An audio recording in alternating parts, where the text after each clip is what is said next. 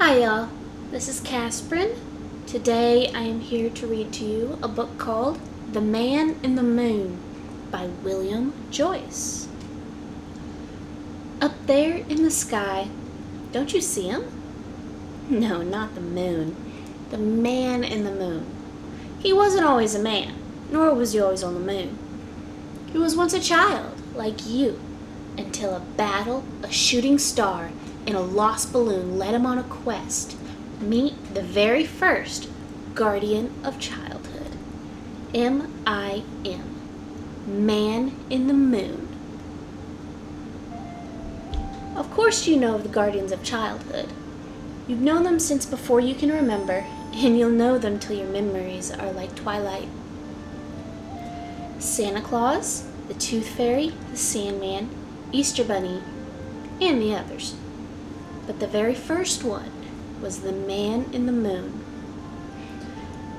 Many once upon a times ago, the man in his moon begun his journey. It was during the Golden Age, a glorious time of hope, happiness, and dreams that could come true. As a baby, the man in the moon had everything a child could need. His father showed him the wonders of the heavens through his telescope, while the moonbot crew whistled a jolly toot-toot to every passing ship.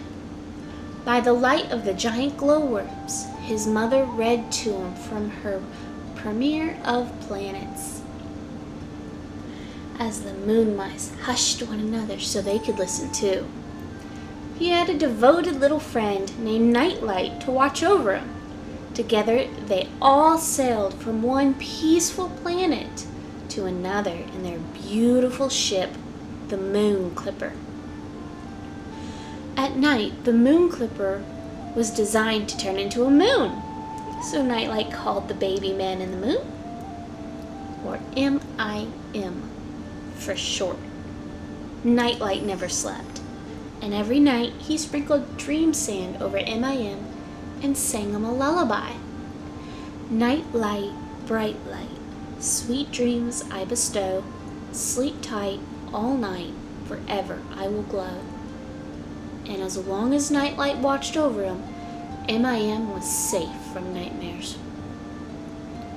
But darkness came to the Golden Age. It came in the shifting shape of Pitch, the king of nightmares. He had heard of the boy who had never had a nightmare. This he could not abide. He vowed to make that boy his own, a prince of nightmares.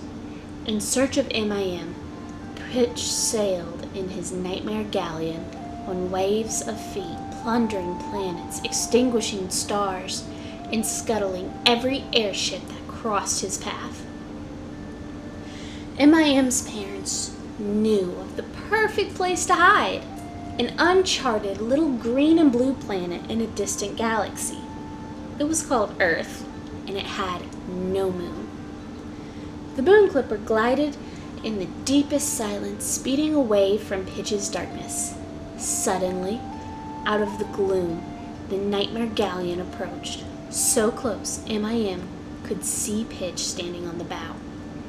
"Toot toot," asked the boy. "Where is that oh so innocent child who has never had a nightmare?" Pitch demanded, glaring straight at M-I-M. Then he signaled the attack. M-I-M's parents commanded Nightlight to take the baby to a hidden nursery deep in the darkest tunnels of the ship. "But first, you must kneel and take this oath," they said. Their voices rang out through the smoldering smoke and flame. "Watch over our child. Guide him safely from the ways of harm. Keep happy his heart, brave his soul, and rosy his cheeks. Guard him with your life, his hopes and dreams, for he is all that we have, and all that we are, and all that we will ever be." The battle rocked the Moon Clipper as Nightlight rushed M-I-M to safety, seeing a tear on the frightened child's cheek. He took it and held it close to his heart. Fiercely, he repeated his oath. Then he felt a searing pain. When he opened his hand, The tear had changed into a brilliant diamond, sharp as a dagger. "Remember me in dreams," he whispered to M.I.M. as he flickered away to face pitch. The galaxy had never known such a battle. M.I.M.'s parents and their crew fought valiantly, but they were overwhelmed at last. M.I.M.'s parents were captured, and all seemed lost. Nightlight knew what he must do.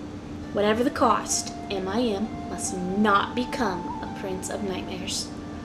With the diamond dagger held aloft, Nightlight bravely flew forward. He aimed the weapon at Pitch's heart. There was a blinding flash and a great explosion. When all was still, M.I.M. crawled to the surface. "Toot, toot," he whispered. His parents didn't answer. He looked around him. Pitch and his galleon had vanished. The beautiful hull of the moon clipper had been blasted away. It was not just a moon, and would never sail again. "Toot?" He called once more and listened. Again, no answer came. Finally, he looked up at the sky. He saw a group of new stars shimmering above him. He stared at them until he was sure. His mother and father were there, far away, but still there. But what of noble little Nightlight? The baby glimpsed a shooting star as bright as the dream sand as it fell to earth. Slowly, the remaining moonbots and moon mice and giant glowworms surrounded M.I.M. The only words he knew were "toot toot," and he said them over and over again. Gently, they lifted M.I.M. up and carried him into the tunnels of the moon. The baby looked up at the sky and waved, gazing longingly at his parents' constellation.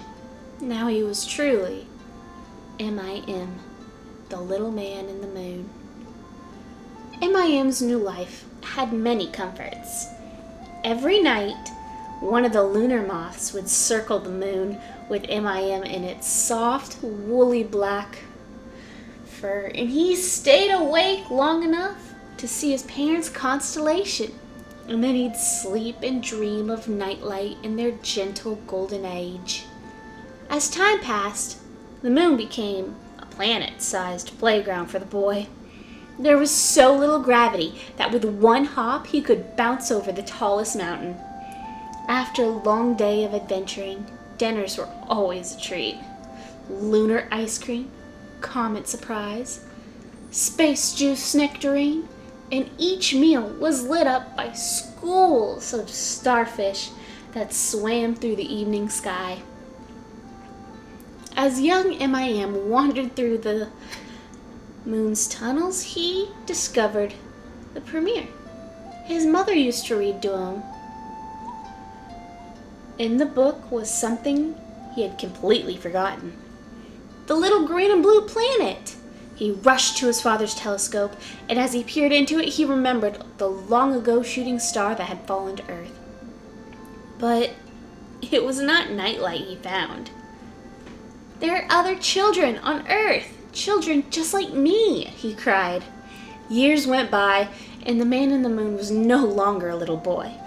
His new friends on Earth were very far away, but their lost balloons often floated up to the moon. M.I.M. found that if he held them to his ear, he could hear the hopes and the dreams of the children who had lost them. He listened carefully.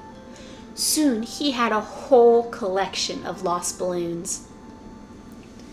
M.I.M. learned that sometimes the children just needed a toy or candy or a prize or a sweet dream or a good story to cheer them up.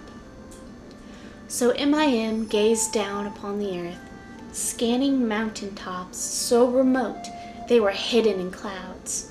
There he found a grand toy maker to make the children toys, a regal rabbit to make them candy eggs, and a fairy from the kingdom of Punam.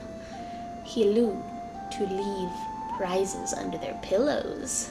Ooh. He even found a sleepy little fellow on a faraway island who seemed to know all there was about dreams. And lastly, MIM brought the children of Earth a lovely lady who would tell them stories.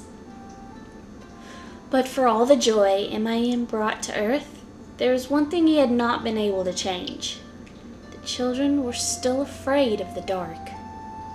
Although Pitch and his nightmare men were nowhere to be seen, MIM knew that the children still had nightmares. And after all this time, he had never had one himself. MIM thought he would know everything when he grew up. But of course, he did not.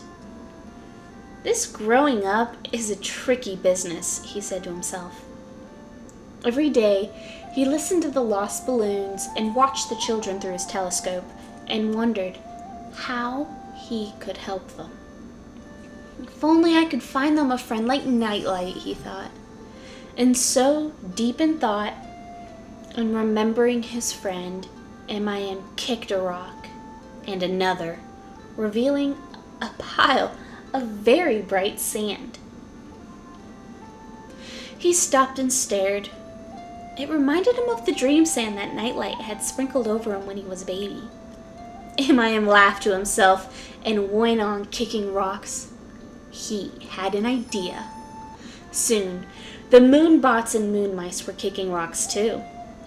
When the moon mice were so tired that they could hardly hold up their tails, and the moon bots were so creaky that they could barely move, MIM called to the toy maker, the rabbit, the fairy, and the others from Earth to fly up and lend a hand.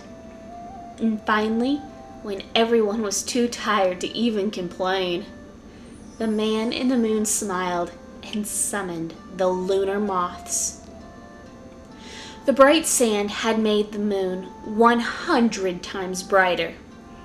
Now, the children of Earth will see the moon's smiling face and know they have a nightlight to guard them forever, said MIM. For a moment, the distant stars of his mother and father sparkled more brightly than ever before, and MIM began to sing. It was an old song, a beloved song, and they all joined in. Night light, bright light, sweet dreams I bestow. Sleep tight all night, forever I will glow. The man in the moon knew then that he could be a guardian of the children of Earth, just as Nightlight had been his guardian long ago. But he would need help, and so he gathered everyone together. Now, my friends, he said, kneel and take this oath. It was much like the one Nightlight had taken a long time ago. Now it would be their own. We will watch over the children of Earth, guide them safely from the ways of harm, and keep happy their hearts, brave their souls, and rosy their cheeks. We will guard with our lives their hopes and dreams, and all that we will ever be. So began the Guardians of Childhood. And for the children of Earth, the night was never as dark again. That was The Man in the Moon by William Joyce. Love that story.